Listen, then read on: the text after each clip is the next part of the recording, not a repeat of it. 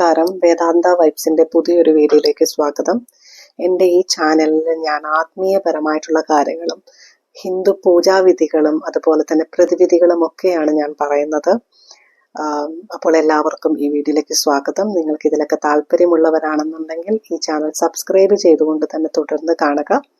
കഴിഞ്ഞ വീഡിയോയിൽ ഞാൻ പറഞ്ഞ ഭഗവത്ഗീതയെ കുറിച്ചിട്ട് എനിക്കൊരു ഒന്ന് രണ്ട് എൻക്വയറീസ് വന്നായിരുന്നു. ഭഗവത്ഗീത വായിച്ചിട്ട് മനസ്സിലാകുന്നില്ല, ഭഗവത്ഗീത വായിക്കുന്നത് കൊണ്ട് എന്ത് മാറ്റമാണ് വരുന്നത് എന്നൊക്കെ ചോദിച്ചിട്ട്. അവർ യഥാർത്ഥ വിശ്വാസികളാണോ എന്നൊന്നും എനിക്കറിയില്ല. പക്ഷെ എൻ്റെ ഒരു അറിവ് ഞാൻ ഈ വീഡിയോയിലൂടെ നിങ്ങൾക്ക് പങ്കുവെക്കുകയാണ് ഭഗവത്ഗീതയെ കുറിച്ചിട്ട്. അപ്പോൾ വീഡിയോ മുഴുവനായിട്ട് കാണുക. നിങ്ങൾക്ക് ഇഷ്ടപ്പെടുകയാണെന്നുണ്ടെങ്കിൽ ലൈക്ക് ചെയ്യുവാനും സബ്സ്ക്രൈബ് ചെയ്യുവാനും മറക്കുവാതിരിക്കുക. അപ്പോൾ വീഡിയോയിലേക്ക് പോകാം.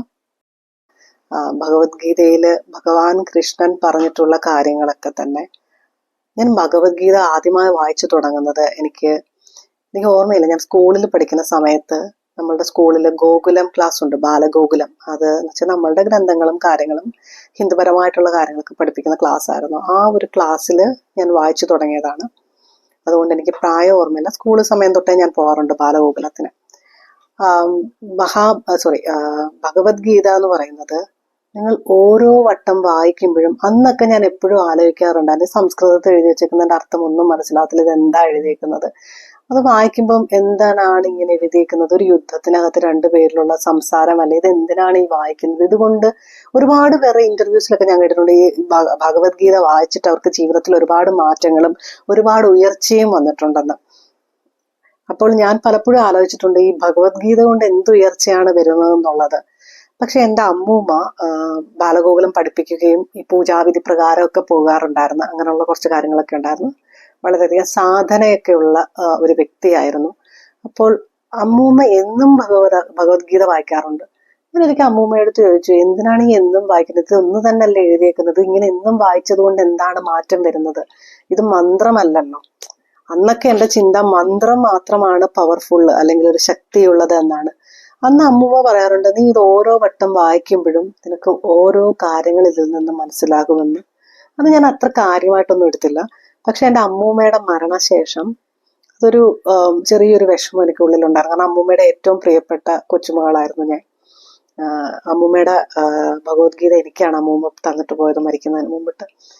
അപ്പം ഒരു ഇമോഷണൽ അറ്റാച്ച്മെന്റ് ഉണ്ട്.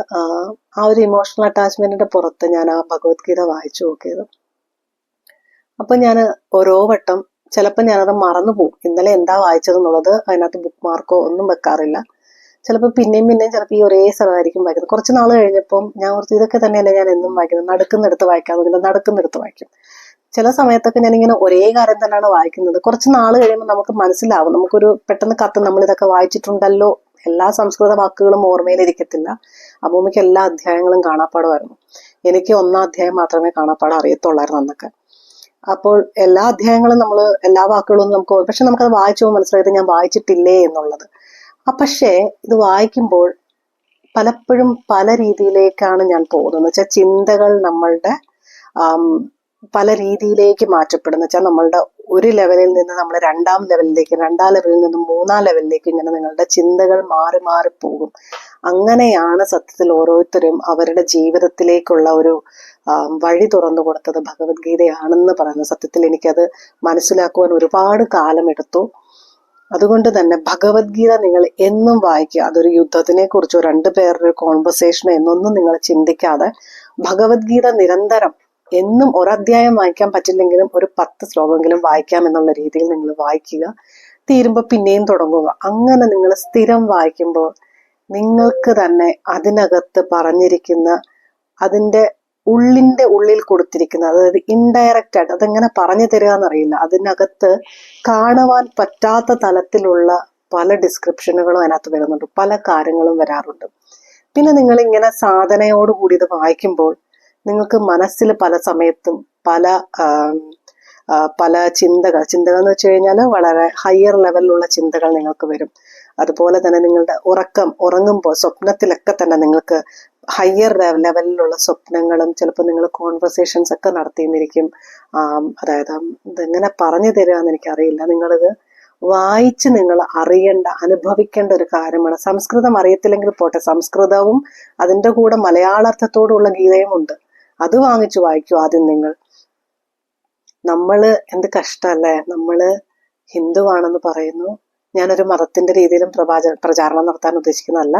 പക്ഷേ നമ്മൾക്ക് സംസ്കൃതം അറിയില്ല. കാരണം നമ്മളുടെ എല്ലാ വേദങ്ങളും എല്ലാ മഹത് ഗ്രന്ഥങ്ങളും എല്ലാം സംസ്കൃതത്തിലാണ്. പക്ഷെ എത്ര പേര് ഇത് വായിക്കുവാൻ വേണ്ടി സംസ്കൃതം പഠിച്ചിട്ടുണ്ടെന്നൊന്ന് നോക്കി. നമ്മൾ ആരും പഠിക്കില്ല. നമ്മളുടെ വേദത്തിന്റെയും നമ്മളുടെ മഹത് ഗ്രന്ഥത്തിന്റെയും വില നമ്മൾക്കറിയില്ല. പക്ഷെ ഇംഗ്ലീഷുകാർക്ക് നമ്മളുടെ വേദത്തിന്റെയും നമ്മളുടെ സംസ്കാരത്തിന്റെയും വില അറിയാം. കാരണം ഞാൻ പലപ്പോഴും അവരുമായിട്ടൊക്കെ സംസാരിക്കുമ്പോൾ അവർ പറയാറുള്ള കാര്യങ്ങളാണ്. ഇപ്പം ഈ ഗ്രഹങ്ങളൊക്കെ കണ്ടുപിടിക്കുന്നതിന് മുമ്പ് തന്നെ നിങ്ങളുടെ വേദത്തിൽ ഇത് പറഞ്ഞിട്ടില്ലേ. അവര് ഹിന്ദുക്കളാകുന്നവർ ഒരുപാട് പേരുണ്ട് കേട്ടോ ഇവിടെ. അവര് ഹിന്ദുക്കളായി മാറുന്നവരുണ്ട്, ഹിന്ദു സംസ്കാരത്തിലേക്ക് പോകുന്നവരുണ്ട്, നമ്മുടെ നാട്ടിൽ ബലിയിടാൻ വരുന്നവരുണ്ട്. നമ്മൾ എത്ര പേര് ബലിയിടും നമ്മുടെ വീട്ടിൽ മരിച്ചുപോയവർക്ക് വേണ്ടിയിട്ട്? ബലിയിടാനായിട്ട് ഇവിടുന്ന് ഫ്ലൈറ്റ് ടിക്കറ്റ് ബുക്ക് ചെയ്ത് നാട്ടിൽ പോകുന്നവരുണ്ട്. അതുപോലെ പല അമ്പലങ്ങളിലും പൂജയ്ക്ക് വേണ്ടി പോകുന്നവരുണ്ട്. നിങ്ങള് ഹരിദ്വാറിലും അതേപോലെ തന്നെ ഋഷികേശിലും പോയിട്ടുള്ളവരാണെങ്കിൽ നിങ്ങൾക്കറിയാം, അവരുടെ ജീവിതം, അവരുടെ ജോലി, വളരെ സാമ്പത്തികമായിട്ട് ജീവിക്കുന്നവർക്ക് അതൊക്കെ ഉപേക്ഷിച്ച് വർഷങ്ങളായിട്ട് സന്യാസത്തിനായിട്ട് ഋഷികേശി വന്ന് നിൽക്കുന്നവരുണ്ട്. ഞാൻ ഋഷികേശിൽ പോയിട്ടുള്ളപ്പോൾ കണ്ടിട്ടുള്ളതാണ്. ഓസ്ട്രേലിയയിൽ നിന്ന് അവരുടെ വസ്തുക്കളും എല്ലാം ഉപേക്ഷിച്ച് ഋഷികേശിൽ വന്ന് ധ്യാനം ചെയ്യുന്ന ആളുകളുണ്ട്. നമ്മൾക്കാണ് സത്യത്തിൽ നമ്മളുടെ സംസ്കാരത്തിന്റെ വിലയോ നമ്മളുടെ സംസ്കാരത്തിൽ എന്താണ് പറഞ്ഞിരിക്കുന്നതെന്നോ അറിയാത്തത്. ഞാൻ ഒരിക്കലും ഒരു രീതിയിലും മറ്റുള്ള മതത്തിനെയോ അവരുടെ ഗ്രന്ഥങ്ങളിലെയോ ഒന്നിനെയും ഞാൻ തെറ്റായിട്ട് പറയുന്നതല്ല. ഞാൻ പറഞ്ഞതെന്ന് വെച്ച് കഴിഞ്ഞാൽ എല്ലാത്തിനും അതിൻ്റെതായ ഒരു പ്രാധാന്യമുണ്ട്. എല്ലാം നല്ല കാര്യങ്ങളാണ് ഈ ലോകത്തിന് പറയുന്നത്. നമ്മളുടെ ജീവിതത്തിൽ നല്ല കാര്യങ്ങളാണ് എല്ലാത്തിനകത്തും പറയുന്നത്. പക്ഷെ നമ്മൾ ആരും അതിനു വേണ്ടിയിട്ട് മെനക്കെടാറില്ല. അപ്പൊ നിങ്ങൾ അതിന്റെ മലയാളം പരിവർത്തനം കൂടിയുള്ള ബുക്ക് വായിച്ചിട്ട് അത് എന്നും വായിക്കുക. നിങ്ങൾക്ക് ആത്മീയപരമായിട്ട് നിങ്ങൾക്ക് താല്പര്യമുള്ളവരാണെങ്കിൽ എന്നും വായിക്കുക. ഞാൻ പറയുന്നൊരു ബുക്ക് ഭഗവത്ഗീതയാണ്. കാരണം നിങ്ങൾക്കത് വായിച്ചു നോക്കുമ്പോൾ മനസ്സിലാവും. നിങ്ങൾ ഒരു വട്ടം വായിക്കുന്നതല്ല രണ്ടാമത് മനസ്സിലാവുന്നത്, രണ്ടാമത് വായിക്കുന്നതല്ല നിങ്ങൾ മൂന്നാമത് കാണുന്നത്. പക്ഷെ ആ എഴുതിയേക്കുന്ന വാക്കുകളെല്ലാം ഒന്നു തന്നെയാണ്. എല്ലാവരുടെ ബുക്കിലുള്ളത് ഒന്ന് തന്നെയാണ്. ഞാൻ മനസ്സിലാക്കുന്ന അർത്ഥമായിരിക്കത്തില്ല നിങ്ങളിൽ ഓരോരുത്തരും മനസ്സിലാക്കുന്നത്. നിങ്ങൾ മനസ്സിലാക്കുന്ന ഒരു അർത്ഥമായിരിക്കത്തില്ല നിങ്ങളുടെ കൂടെ ഇരിക്കുന്ന വേറൊരാൾക്ക് മനസ്സിലാവുന്നത്. ഓരോരുത്തരുടെയും ആത്മീയ തലത്തിലേക്കുള്ള ഉയർച്ച അല്ലെങ്കിൽ ഉണർവ് അത് പല രീതിയിലായിരിക്കും. അത് ഒരു ബുക്കിൽ നിന്ന് തന്നെ, ഒരു ശ്ലോകത്തിൽ നിന്ന് തന്നെ, ഒരു വാക്കിൽ തന്നെയും പല തലത്തിലുള്ള ആത്മീയതയുണ്ട്. അപ്പോൾ അത് നിങ്ങൾക്ക് മനസ്സിലാക്കാൻ സാധിക്കും. അതുകൊണ്ട് തന്നെ ഭഗവത്ഗീത വായിക്കുവാൻ ഞാൻ എല്ലാവരുടെ അടുത്തും റിക്വസ്റ്റ് ചെയ്യുന്നുണ്ട്. അപ്പോൾ ഇന്നത്തെ വീഡിയോ ഇത്രയേ ഉള്ളൂ. ജസ്റ്റ് ഒന്ന് മനസ്സിൽ ഓർമ്മ വന്ന കാര്യം ഞാനൊന്ന് വീഡിയോ ആയിട്ട് ഇട്ടു എന്നുള്ളതേ ഉള്ളൂ. പിന്നെ ചക്ര ഹീലിംഗ് ഒക്കെ എന്താണെന്നൊക്കെ ആളുകൾ ചോദിക്കാറുണ്ട് എൻ്റെ അടുത്ത്. അതെന്തൊക്കെയാണെന്ന് ഞാനൊരു വീഡിയോയിലൂടെ പറഞ്ഞുതരാം കേട്ടോ. അപ്പോൾ ബൈ.